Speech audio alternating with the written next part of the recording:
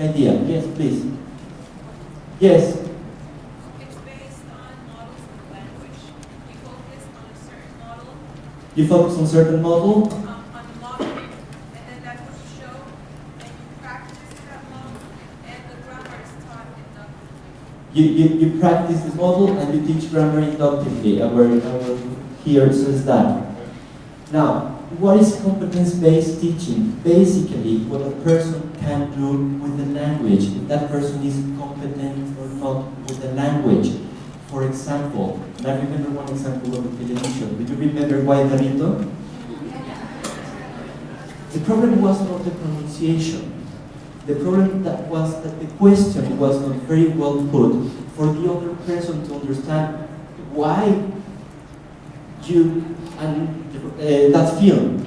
So that person answered, well, because I'm an actor and that gives me money, like answering to a kid. The problem of this was that he wasn't competent in putting out the meaning, in conveying meaning.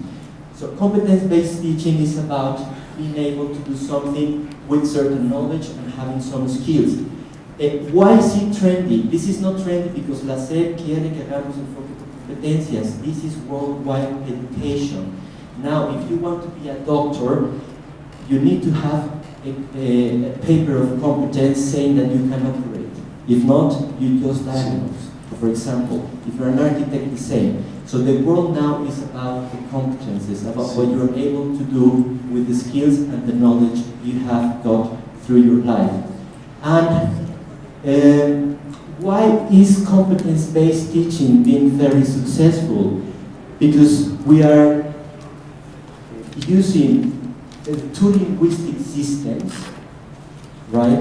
The functional approach and the lexical approach through the use of four skills, that you know very well, listening, speaking, and writing, right? Can we go to the next slide, please, Ross? Thank you. Another useful terminology, language skills, you know very well this, listening, speaking, reading, and writing, and in the order we learn them. And linguistic systems, sometimes we forget this. We have the syntax, which is the grammar, the patterns, all this.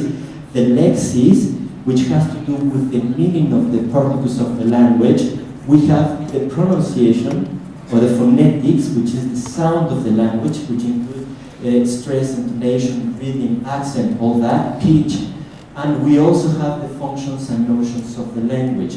Let me give an example about functions and notions of the language. If I tell you, if you tell me the time, I'm going to say, yes, I can, or I can't. You tell me it's 3 or something like that. Because you have the notion of the language, and also the function, what you use the language for, okay? Now, what is something important? The lexical approach is the teaching of English through the practice of short meanings. For example, the phrase, hasta la vista baby, has a specific meaning for a specific situation. And you cannot put that phrase, what you could, into a grammar space. You need to learn it as a whole in a context, and that would be part of lexical approach, because it has some meaning, specific meaning. Now, what about the functional notional approach? Is going a little bit together with the chunks of language, because what you do here, with together all the linguistic competences that relate to, let's say, giving personal information, asking for specific information, or going out with friends, which is a social linguistic competence. It involves the language and it involves the social aspect. Okay, next slide, please.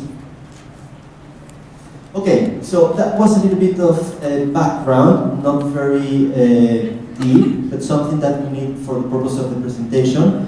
And our presentation, For Real, the book that we are presenting by Heavenly Languages.